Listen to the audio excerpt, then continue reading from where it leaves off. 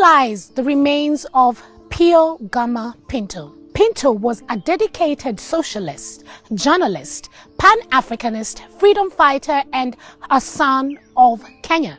He was buried in present-day City Park.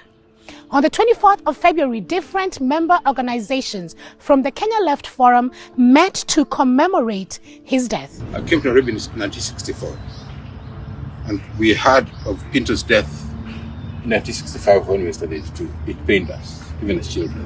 What were his actions that made you feel so pained during his death?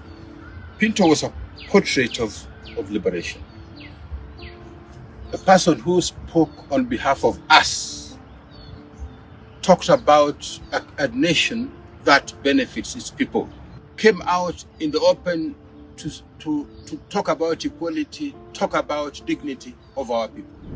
Pinto's was the first assassination to happen in post-independence Kenya.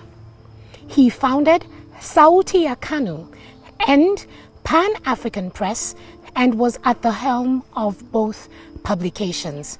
He was a perfect socialist in capitalist Kenya, had nothing to his name, and his wife Emma was the breadwinner of the family.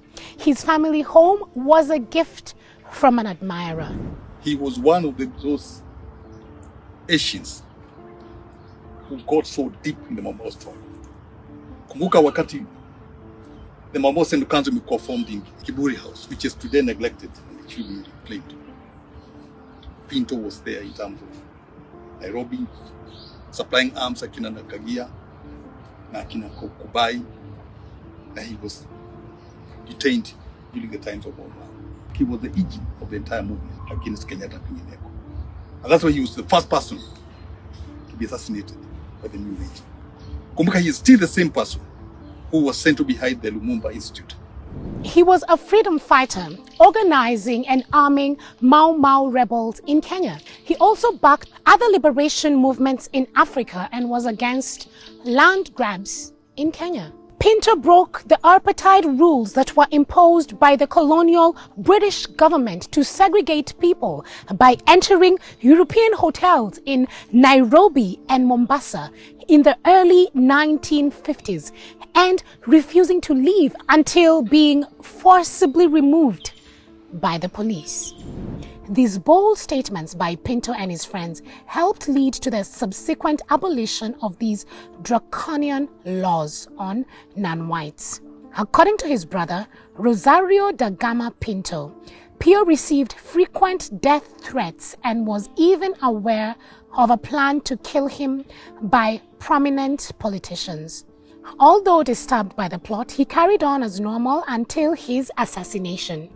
Malcolm X was a Black American freedom fighter, racial injustice and civil rights activist. He visited Kenya in 1959 and found that he and Pinto had a lot in common. Together, they thrashed out a strategy on how to liberate Black people in America and those in Africa. Pinto inspired X to be a Pan-Africanist and not just a Black nationalist, leading to the formation of the Organization of Afro-American Unity in 1964 by X.